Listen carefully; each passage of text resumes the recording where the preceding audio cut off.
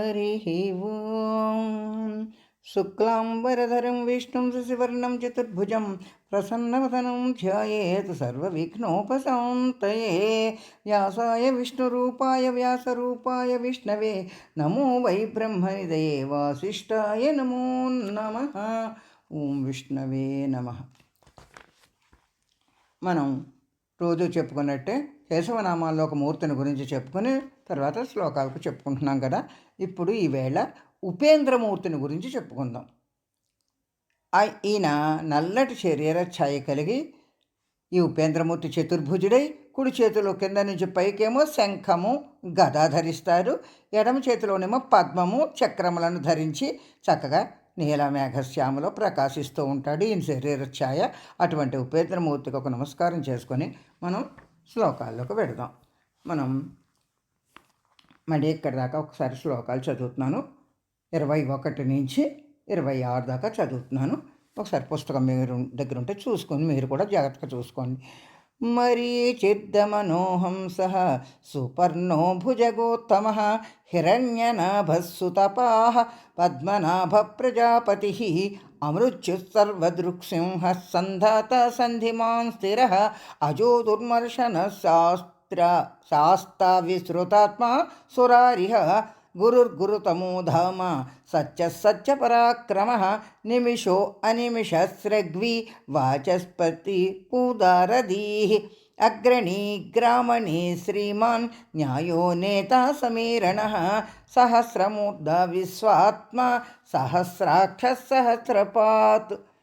ఈరోజు చెప్పుకునేవి ఆవర్తనో నివృత్తాత్మ సంవృత సంప్రమర్దనః అహః సంవర్తకో వహ్నిః అనిలో ధరణీధరః సుప్రసాద ప్రసన్నాత్మా విశ్వసృద్విశ్వభువి విభుః సత్కర్త సత్కృతః సాధుః జహ్నున్నారాయణో నరః.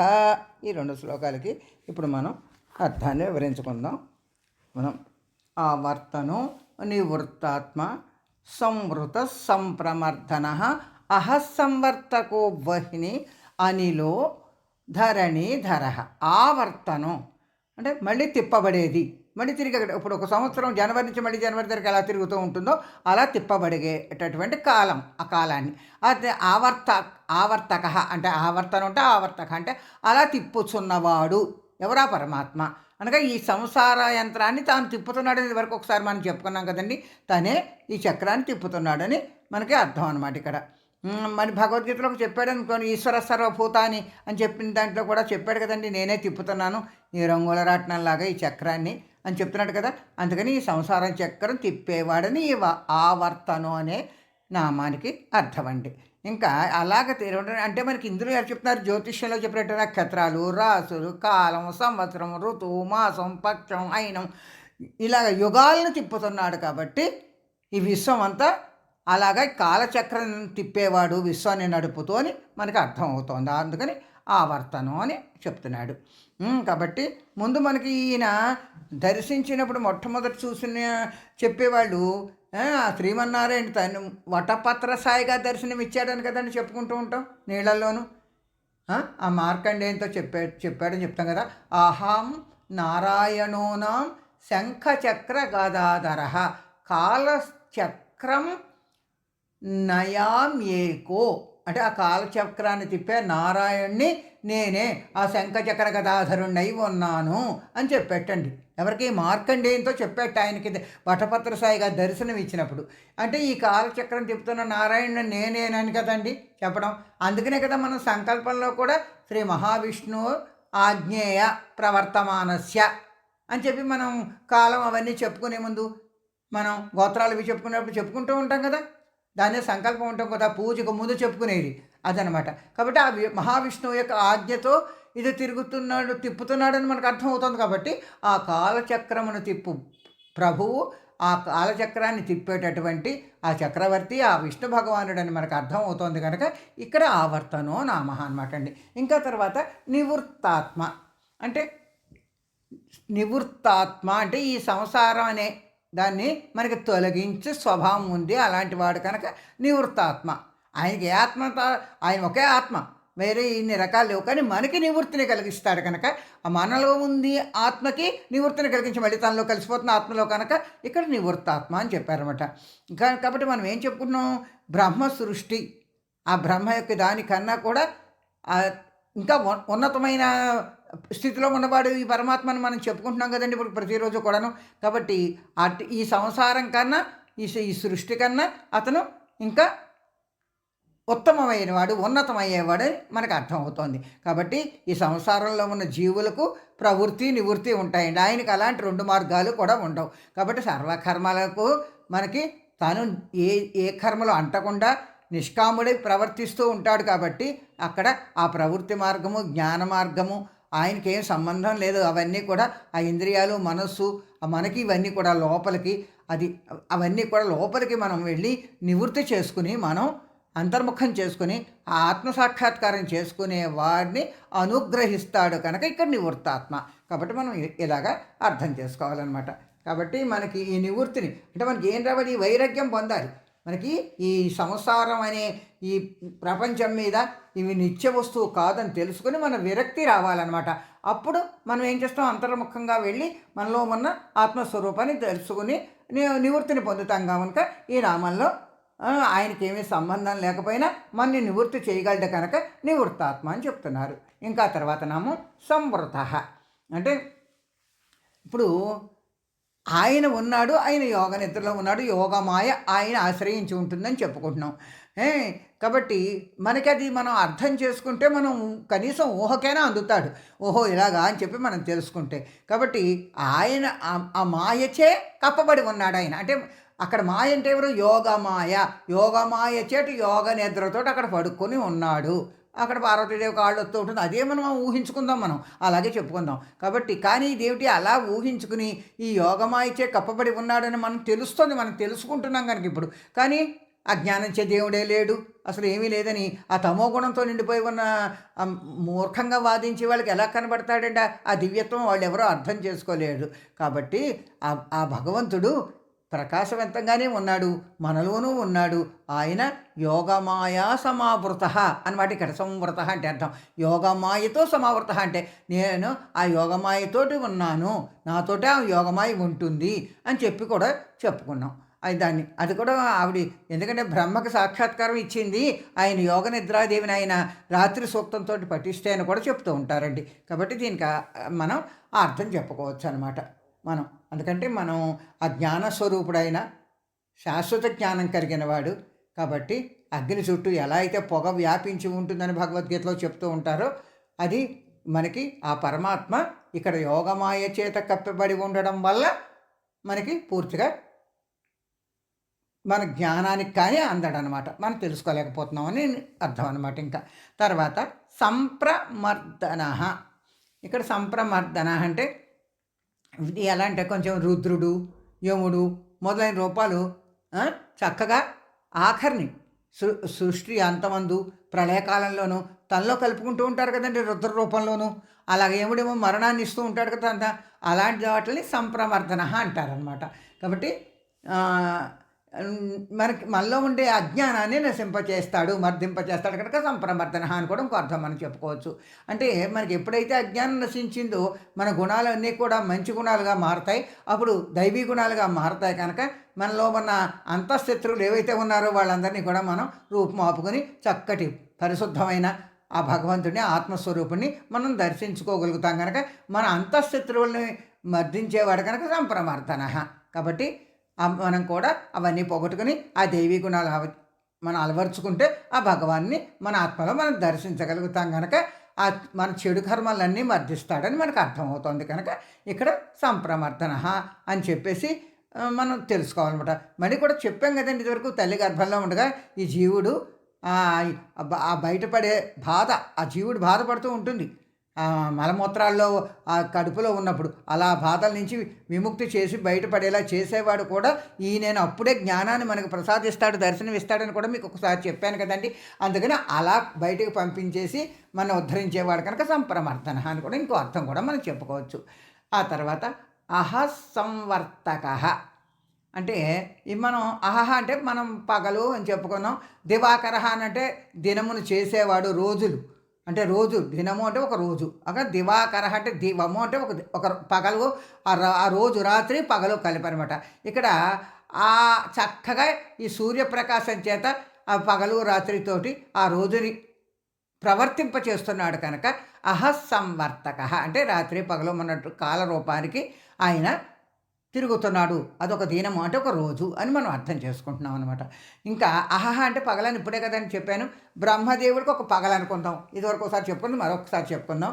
జగత్తుకు సృష్టి చేసేటప్పుడు ఈ సృష్టి క్రమంలో ఆ బ్రహ్మకి ఒక రోజు అంటే ఆ చక్రంలో, అది కూడా కాలచక్రంలో లెక్కే వాళ్ళకి. అందుకని అహహ అంటే చక్కగా గుండ్రంగా తిరిగేటట్లు ఆ కాలచక్రాన్ని, ఆ బ్రహ్మకల్పాన్ని కూడా తిప్పేవాడు. అంటే మనకి ఈ సృష్టి అంతా మళ్ళీ తనలో లయం చేసుకుని మళ్ళీ సృష్టించి లోపల బ్రహ్మకు ఒక పగలు అవుతుందని మొన్న ఎప్పుడో చెప్పాను మీకు. అందుకనే ఇక్కడ మాన్య అలా కూడా ఆ బ్రహ్మ కల్పాన్ని కూడా, ఆ పగలు అనే ఒక సృష్టికి కూడా ఈయనే మూలకారకుడు కనుక ఆ చక్రాన్ని కూడా తిప్పుతున్నది ఈయనే కనుక అహస్సంవర్తక. మనకొక సంవత్సరం కాలచక్రం, మనకొక జీవిత కాలచక్రం అని కాదు, కానీ ఆయనకు కూడా సంవర్తకుడు కనుక ఇక్కడ చెప్పారు. ఆ తర్వాత నామం వహ్నిహి. తర్వాత నామం వహ్నిహి. వహ్ని అంటే అగ్ని అండి. అగ్ని, వహ్ని అంటే అగ్ని. అంటే వసతీతి వహ్ని, వసించువాడు అని అర్థం కూడా ఉందండి. అంటే అగ్ని అనడం వల్లేమో విష్ణు భగవానుడు యజ్ఞస్వరూపుడు అని చెప్పుకుంటాం. ఇక ఈ సమస్త కర్మకులు కూడా భగవంతుడనే మనం ఆ భగవంతుడి పట్ల జ్ఞానాన్ని మనం పెంచుకున్నప్పుడు అన్నిటికి ఆ అగ్ని యందు మన కర్మలు, జ్ఞానాగ్ని దగ్ధ కర్మాణం అని భగవద్గీతలో ఒక శ్లోకం ఉంటుందండి. అందుకని మన జ్ఞానం అనే అగ్నిలో మన కర్మలన్నీ నశిస్తాయని భగవంతుడు చెప్పాడు కనుక ఇక్కడ మనకి అగ్ని స్వరూపుడు అంటే ఇక్కడ పరమాత్మ కనుక వాక్ని అని చెప్పారు. ఇంకా వేదాల్లో దేవతలకు మన అగ్నిలోనే అన్ని దేవతలకు హవిస్సంతా పంపిస్తూ ఉంటాం కదండి స్వాహామంత్రంతో. కాబట్టి అలా ఉండే వాళ్ళల్లో అక్కడ విష్ణువు జ్యేష్ఠుడు అనమాట, మొదటివాడు. ఆయనకు కూడా ఇస్తారు అగ్నిరవము దేవతానాం విష్ణు ప్రథమ అనే ఒక మంత్రం అనమాట వేదాల్లో. సమస్త దేవతలకు వారి వారి హవిస్సులు చేర్చేవాడు అగ్నే కాబట్టి చెప్తున్నాం. ఇంకొక రూపంలో మన కడుపులో భగవద్గీతలో చెప్పినట్టు అహం వైశ్వానరో భూత్వా ప్రాణినాం దేహమాశ్రిత. ఈ ప్రాణుల యొక్క దేహాన్ని ఆశ్రయించి వైశ్వానరుడు అనే పేరుతో నేను మీ కడుపులో జఠరాగ్ని రూపంలో, అదే మనకు ఆకలేయడమే జఠరాగ్ని అంటే అక్కడ అగ్ని అని చెప్తారు దాన్ని. ఆ జఠరాగ్ని రూపంలో ఉండి ఆ అన్నం మీరు తిన్నదాన్ని అన్నింటినీ కూడా నేను మళ్ళీ తిరిగి దాన్ని భజనం చేసి చక్కగా తయారు చేసి వండి మళ్ళీ మీ శరీరంలో అన్నిటికీ మీకు పంపిస్తున్నాను, మీ శరీరాన్ని పోషిస్తున్నాను. కాబట్టి నేను వైశ్వానర తత్వానికి అగ్ని స్వరూపంలో, అక్కడ జఠరాగ్ని స్వరూపంలో ఉన్నప్పుడు కూడా అగ్నితత్వం కనుక అది కూడా మనం అర్థం చేసుకుంటున్నామండి. ఇది ఈ వహ్ని అని అర్థమవుతోంది. భగవానుడు ఇక్కడ అగ్ని అని చెప్పాడని. ఇంకా అనిలహ. అనిలం అంటే నిలహ అంటే ఆది లేనివాడు. ఎప్పుడు పుట్టాడో తెలియదు, ఎప్పుడు దాకా ఉన్నాడో తెలియదు, ఎప్పుడూ ఉన్నాడు కనుక, ఉంటాడో కూడా తెలియదు మనకి కనుక అనిలహ అంటే ఎప్పుడూ జీవించేవాడు. ఇక్కడ ఆయనే అంతటా ఉంటాడు అని మనం చెప్పుకున్న భగవంతుడు ఇక్కడ అనిలహ నామంతో చెప్పడం. అనిహి అంటే జీవింపజేయడం, ఉజ్జీవింపజేయడం అంట. ఆ అర్థం చేత జీవులను ఉజ్జీవింపచేస్తున్నాడు కనుక ఇక్కడ ప్రాణస్వరూపాన్ని మనం అర్థంగా తీసుకోవాలన్నమాట. మనలో ఉండే ప్రాణస్వరూపుడు అనిలహ. ఇంకా మళ్ళీ పురుష సూక్తం దగ్గరికి వెళితే ప్రాణాద్వాయు రజాయత అని చెప్తారు. అంటే సమస్త జీవులను జీవింపజేసేది ప్రాణం కాబట్టి ఆ వాయువు ప్రాణవాయువు రూపంలో ఉన్నాడు పరమాత్మ, అందుకు అనిలహ. ఇంకా ఈ శరీరంలో మిగిలినవన్నీ ఉంటాయి, వాత పిత్త సూక్ష్మ సర్వకర్మలు, ఈ వాయువు అవి మనలో కూడా రకరకాలుగా ఉందండి. 5 రకాలుగా వాయువు ఉంటుంది. కాబట్టి విష్ణు స్వరూపము ఆ అన్న ప్రమాణం వలన, అంటే మనకి అన్నగత ప్రాణం అంటారు, అలాగే అన్నం వలన ఆ వాయువు చేత ఆ విష్ణు బలం మనలో చెప్పబడింది. కాబట్టి మనలో కూడా ఆ రూపంలో కూడా ఆయన ఉన్నాడు అని చెప్పడం అనిలహ అనే దానికి అర్థమండి. ఇంకా సమస్త దేవతల మహాబలవంతుడైన వాడు ఎవరండి? వాయువే. ఆ వాయువు మన శరీరంలో 5 రకాలుగా ఉన్నాడని చెప్పాను కదండి. ఇది మీకు అందరికీ తెలుసుంది, ఒకసారి చెప్పాను చూడండి. ప్రాణ, అపాన, వ్యాన, ఉదాన, సమాన, ఇలాగా 5 పంచవాయువులతో ఈ స్వరూపాన్ని రక్షించి పోషిస్తున్నాడు. కాబట్టి అనిలహ పంచవాయు రూపుడు అని కూడా ఇక్కడ మనం అర్థం చేసుకుంటున్నాం. ఇంకా తర్వాత నామానికి పెడితే ధరణీధరః. ధరణీధరః అంటే మనం ఇదివరకు చాలాసార్లు చెప్పుకున్నాం. ధరణి అంటే భూమి, ధరః అంటే ధరించినవాడు. ఆదిశేషు ఆ వరాహ రూపంలో మనకి ఈ భూమిని ధరించాడు అని మనం అర్థం చెప్పుకుంటున్నాం. ఇంకా సర్వభూతాలకు తాను ఆధారమై ఉండి ధరతి ఇది ధరణి అని అట్టి భూదేవుని మీదేమో మనందరం నివసిస్తున్నాం. ఇలాంటివన్నీ తాను రక్షిస్తున్నాడు కనుక ఇక్కడ ధరణి ధరః అని చెప్పేసి కూడా మనం అర్థం చెప్పుకోదు. గామ విశ్వచ భూతాన్ని ధారయామ్యహమోజస అని చెప్తాడండి అక్కడ అర్జునుడితోటి. అంటే నా యొక్క బలం చేతే నేను ఈ భూమి యందు ప్రవేశించి ఆ సత్తువు చే దాన్ని పోషించి నిలబెడుతున్నాను. అందుకే నేను ధరణీధరుడని అర్థంతో అక్కడ చెప్పినట్టు కూడా మనకి ఆధారం అవుతుంది. ఎందుకంటే ఈ సర్వభూతాలకి ఈ ఆధారం ఆ భూదేవి కాబట్టి ఆ భూమిని పోషించేవాడు, చూసేవాడు, నిలబెట్టేవాడు. కాబట్టి ఇక్కడ ధరణీధరః అనే నామమని మనం అర్థం చేసుకోవాలి. తర్వాత శ్లోకానికి పెడదామండి. సుప్రసాద ప్రసన్నాత్మ విశ్వసుక్ విశ్వభుక్ విభు. అలాగా విడదీసుకోండి. చాలా కష్టంగా ఉంటుందని అనుకోవద్దు, జాగ్రత్తగా విడదీసుకోండి. సత్కర్త సత్కృత్ సాధు జహ్ను నారాయణో నరః. ఇదండి శ్లోకం. సుప్రసాద అక్కడికి ఒక నామం ఏమిటండి? సుప్రసాద అపకారం అనర్చి వాళ్ళైనా ఆయన చక్కగా ఆ మోక్షమనే ప్రసాదాన్ని ఆయన అనుగ్రహించి మనం శరణ వేడితే ఆయన అనుగ్రహ బుద్ధిని ప్రకటిస్తాడు. కాబట్టి ఇక్కడ సుహయోగ్యమైన ప్రసాద స్వరూపుడు ఆయన అని మనం అర్థం చేస్తాం. ఎందుకంటే శిశుపాలు లాంటి వాళ్ళనైనా 100 తప్పులు చేసి దాకా ఓర్చుకుని తర్వాత వధించి తనలోనే కలుపుకున్నాడు కనుక ముక్తిని ప్రసాదించాడు కనుక ఇలా చెప్తారంట. ఇక్కడ సుప్రసాద అంటే శుభమగు అనుగ్రహమే ప్రసాదం అన్నమాట. మన మీద కృప కలిగిన వాడు కనుక ఆయన మనకి మనం ఎవరైతే శరణ వేడుకుంటామో వాళ్ళని తప్పకుండా కటాక్షిస్తాడని చెప్పడమే సుప్రసాద. ప్రసాదం అంటే మనం గుళ్ళలో పెట్టితే కొబ్బరికాయ, అరటిపడు, దద్దోజనం, పులిహార ఇలాగని కాదనమాట. అనుగ్రహ ప్రసాదం అని అర్థం చేసుకోవాలి మనం. ఇంకా అలాగా ఆ ప్రసాదతత్వంతో ఆయన అనుగ్రహ ప్రసాదంతో ఆయన ప్రీతిగా స్వీకరిస్తాడు. చక్కగా మనకి శాంతిని తృప్తిని కలిగిస్తాడు. కాబట్టి మరి ఎవరి ఇక్కడ విష్ణువు ఒక్కడే అని అనుకోవద్దు మీరు. మనకి ఏ దేవత ఇష్టమైతే ఆ దేవత రూపంలో ఆ విష్ణువు అనుకున్నా ఎవరనుకున్నా వాళ్ళే ఆ రూపమే ఇక్కడ, ఈ రూపమే అక్కడ అని మీరు భావించండి.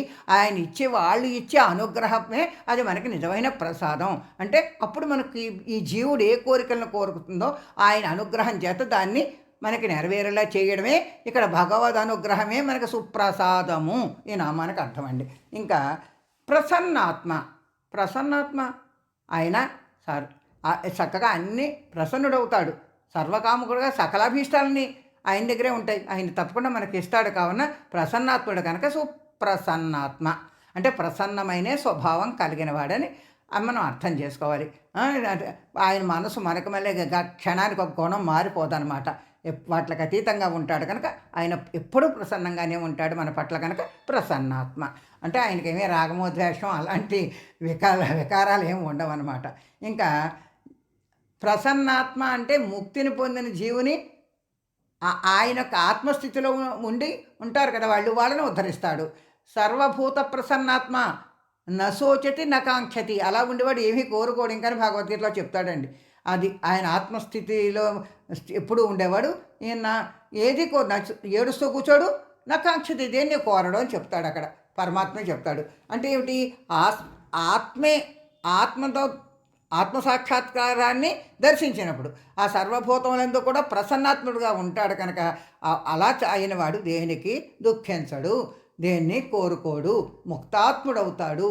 అదే ఆ భగవంతుడు మన పట్ల చూసే ప్రసన్నత.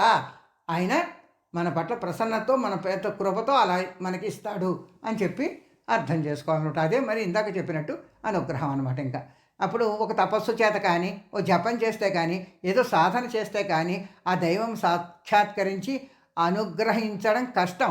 అటువంటి స్థితిని మనకు చేర్చడమే ఇక్కడ ప్రసన్నత. మనమే దయతో ఆ మార్గాన్ని ఆయనే చూపిస్తాడు కనుక అట్టి లక్షణాలు కలవాడు కనుక ఇక్కడ ఆ భగవంతుడు ప్రసన్నాత్మ అని కనుక మీరు అర్థం చేసుకోవాలి. మీరు అందరూ కూడా చక్కగా మన పట్ల ఆయన ప్రసన్నాత్మ స్వరూపుడని. తర్వాత విశ్వదృక్. విశ్వం అంటే మొట్టమొదట చెప్పుకున్నాం. దృక్ అంటే చూపు. అంతా ఆక్రమించి ఉన్నాడు, అంతా దర్శన అంటే అలాగ అంతా చూస్తున్నాడని కూడా మనం ఇదివరకు చెప్పుకున్నాం. ఇక్కడ విశ్వదృక్ అంటే గుణదోషాలు పట్టించుకోకుండా కేవలం దాక్షిణ్యంతో ఈ విశ్వమును ముందు సృష్టించాడు, ఇప్పుడు నడుపుతున్నాడు కూడాను. విశ్వదృక్, విశ్వభుక్ ఈ రెండు నామాలు కూడా మనకి విష్ణుదేవుని ఆ లక్షణాలు నిరూపిస్తున్నాయి. అంటే ఆయన చేసే యజ్ఞమే అనుకోవాలి ఈ సృష్టి అంతాను. అందులో కనుక ఆ పరికరాలు ఆయన చేసే యజ్ఞం మళ్ళీ అందులో వచ్చి ఫలితాన్ని ఆయనే భుజిస్తాడు, తీసుకుంటాడు కనుక ఇట్లు చేయబడే యజ్ఞానికి యజ్ఞపతి ఆయనే కనుక విశ్వదృక్, విశ్వభుక్, విశ్వభుక్ విభు అన్న నామాల ద్వారా మనకు ఆ యజ్ఞపతిని ఇక్కడ చూపెడుతున్నారు అనమాట. ఆ యజ్ఞానికి ప్రభు అయిన అతన్ని. ఇంకా విశ్వభుక్ అంటే కూడా ఇప్పుడే చెప్పుకున్నాం కదా, ప్రపంచమంతా తానంతా అనుభవించి పరిపాలిస్తున్నవాడు, తానంతటా వ్యాపించి ఉన్నాడు. అంత ప్రళయకాలం వరకు కూడా అక్కడే ఉండి జీవుల్ని ఇచ్చే ప్రతిదీ ఆయన స్వీకరించడమే ఇక్కడ భుజించడం అనమాట. అక్కడ స్వీకరిస్తూ ఉంటాడు కనుక అంటే ప్రకృతిని అనుభవించేవాడు అని అర్థం అనమాట. కాబట్టి మనం ఇంకోటి అర్జునుడికి విశ్వరూపం చూపించేటప్పుడు కురుపాండవుల సేనలు అక్కడ భక్షిస్తున్నట్టు కోరలతో దర్శనం ఇచ్చాడు కనుక కాలపురుషుడు కూడా ఈయనేనని మనకి విశ్వభుక్ అనే నామానికి కూడా మనం తీసుకోవచ్చు. కాలంలో వీళ్ళందరినీ కూడా తనలోనే లయం చేసుకోవడమే ఇక్కడ భుక్ అనే దానికి కూడా అర్థం చెప్పారనమాట విశ్వరూపంలోను. ఆ తర్వాత విభు అంటే ప్రభువు. ఈ రూపం ఏ రూపంగా అన్నా వివిధ రూపాలతో మనకు కనబడుతున్నా కనుక అన్నిటికి కూడా ఆయనే విభుడు కనుక ఇక్కడ విభువు అని చెప్పారు. అంతటా వ్యాపించి సమస్తం పాలిస్తున్నవాడు అని అర్థం. అంటే అనేక రూపాల్లో ఉన్నా కూడా మొత్తం పరిపాలించేవాడు ఒకడే కనుక అక్కడ విభువు అన్నారు. అంతే ఈ నామానికి అంతకన్నా ఎక్కువగా లేదు. సత్కర్త అంటే సత్పురుషులో చేత పూజింపబడేవాడు కనుక సత్కర్త ఆయన చక్కగా. అంటే ఈ సత్పురుషులు సజ్జనులు అనమాట. ఆ సజ్జనులు చేత పూజలు అందుకుంటాడు చక్కగా.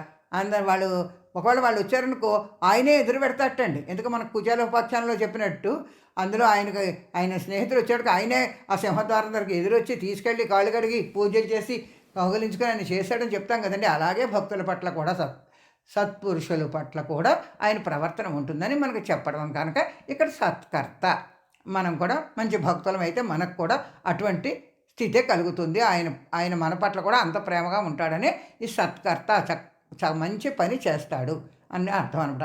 ఇంకొకటి ఈ సృష్టి అంతకీ మూలం ఆ పరబ్రహ్మం అని చెప్పుకుంటున్నాం కనుక సత్తు, చిత్తు, ఆనందం అనబడే త్రిగుణైశ్వర్యత్వంతో ప్రకాశిస్తూ ఉంటాడు. అందుకని ఆ భగవంతుడు సత్యముగాన ఇంకా అసత్యం ఏమీ లేదు, అంతా సత్యమే. అందుకు సత్యలోకము పైన ఉంటాడని చెప్పుకున్నాం కనుక అదే భగవన్ నివాసం సత్యలోకంలోనూ ఉంటాడు, దాని పైన ఉన్నాడు.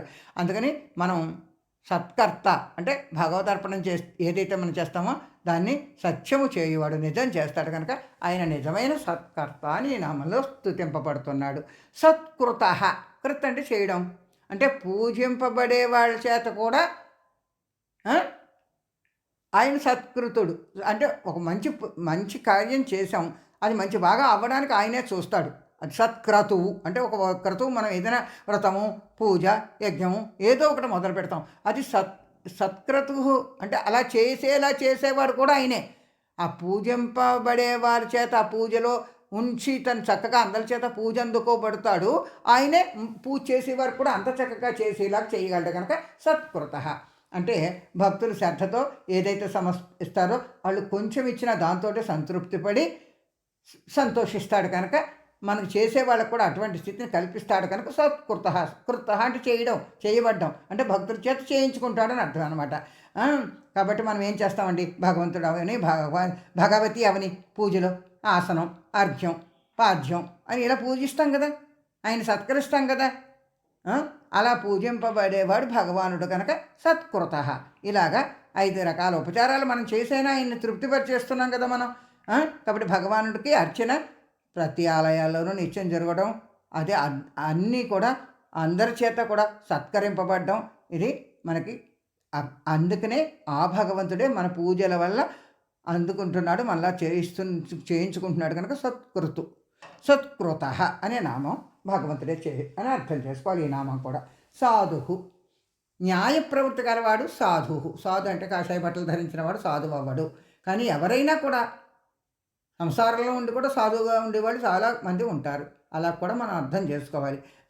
సాధ్య మాత్ర సాధకుడు అంటే ఎవరైతే సాధన చేత సాధువు కాగలడనమాట వాళ్ళు. అంటే ఆ సాధువు అంటే భక్తులు కోరిన వాటిని చక్కగా సాధించుట వలన సాధు అవుతాడనమాట. అంటే ఆయన దూతగా రథసారథిగా అలా పాండవులకు విజయం సాధించి పెట్టినట్టే ఈ సాధు పురుషులకు కూడా ఆయన చేసి పెడతాడు.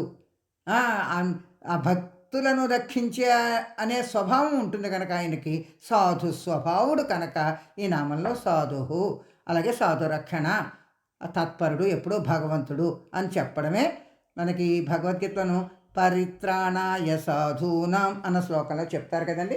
అలాగే ఈ సాధువు నామం అన్నమాట. ఇక్కడ తర్వాత జహ్నుహు, ఇక్కడ భక్తులు కాని మూఢులు ఉంటారు కదా, వారిని పరమపదమునకు చేరకుండా మళ్ళీ మళ్ళీ అలాగ నికృష్టమైన జన్మలు పుట్టేలాగా చేస్తూ ఉంటాడు కనుక జహ్నువు.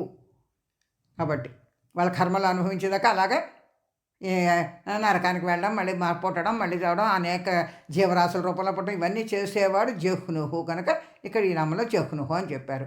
అలాగే సమస్త జీవులను ఆ జన్మింపజేసేవాడు కనుక జహ్నుహు అని అర్థం చెప్పుకున్నాం. ఇంకా రెండో అర్థం ఏమి చెప్పుకోవాలంటే,